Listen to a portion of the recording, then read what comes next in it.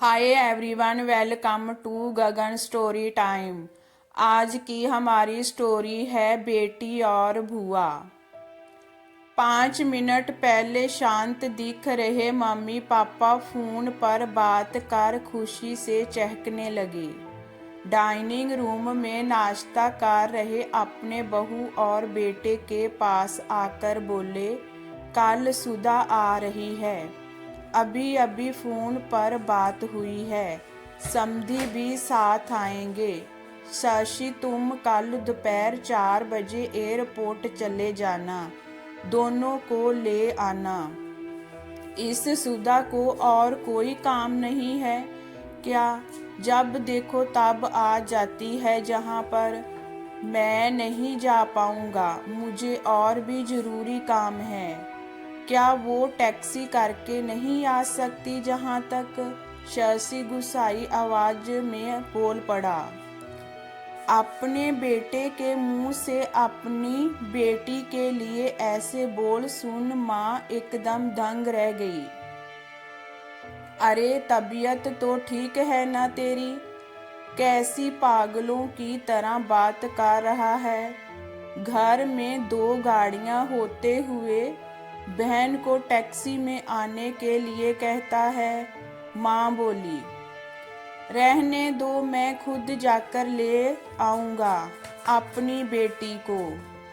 करने दो उसे अपना काम, अभी सुधा का बाप जिंदा है और मैं नहीं चाहता कि मेरी बेटी को उसके ससुराल वालों से ताने सुनने पड़े कि इकलौती बेटी होते हुए भी उसे लेने गाड़ी नहीं भेजी, जहाँ उसके स्वागत में कोई कमी रह गई।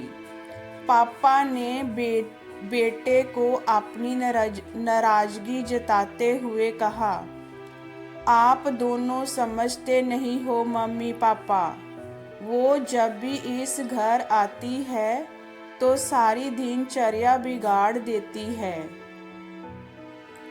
वो तो आराम से बैठी रहती है किसी महारानी की तरह।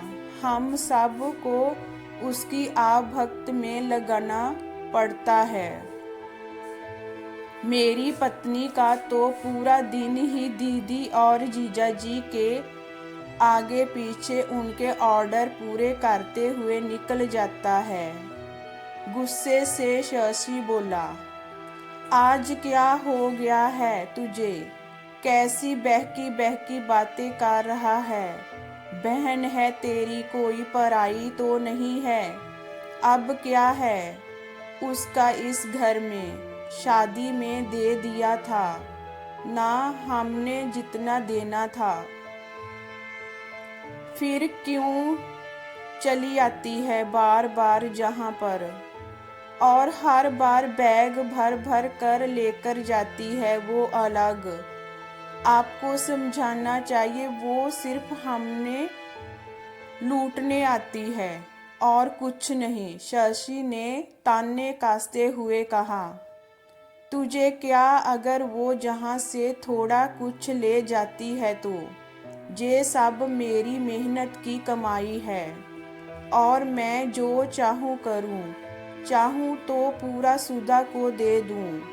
पापा गुस्से से लगभग कांपते हुए बोले।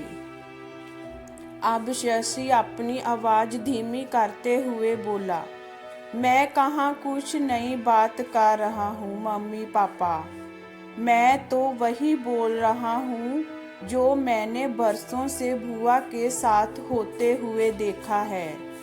आज अपनी बेटी के खिलाफ 2 शब्द क्या सुन लिया, आप तो गुस्से से लाल हो गए।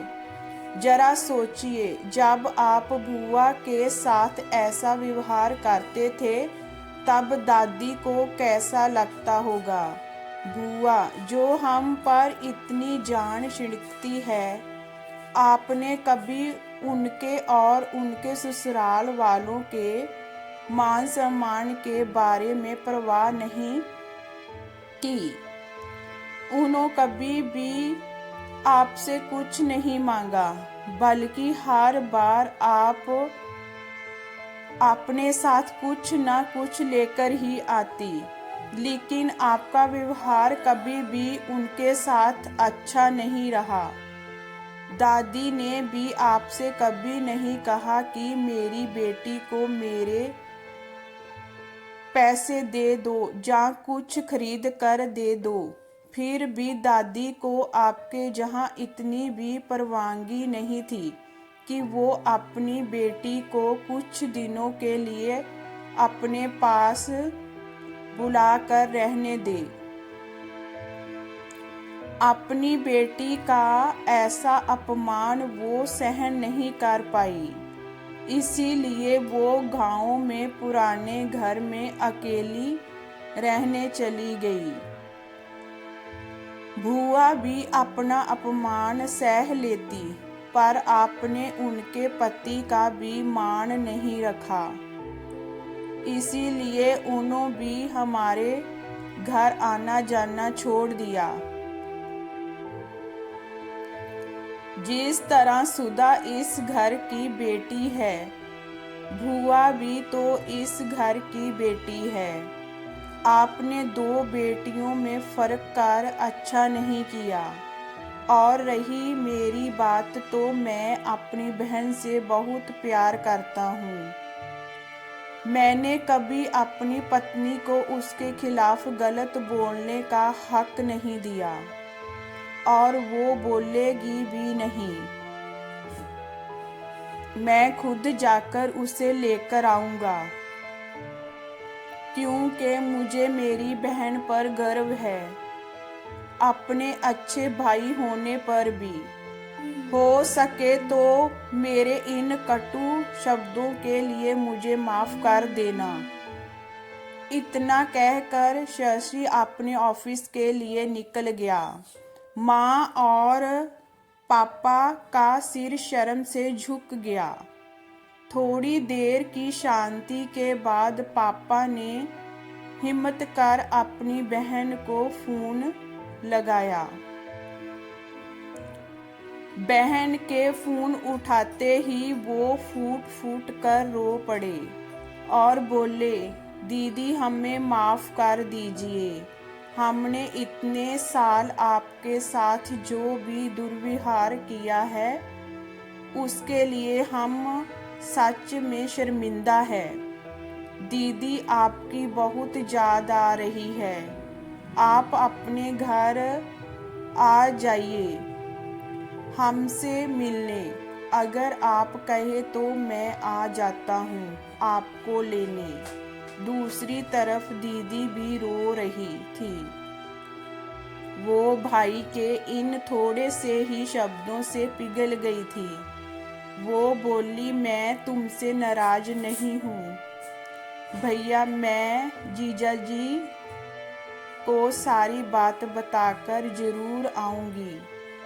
तो दोस्तों, बेटी तो बेटी होती है, बहन हो, बहू हो या बेटी, तीनों में कोई फर्क नहीं करना चाहिए।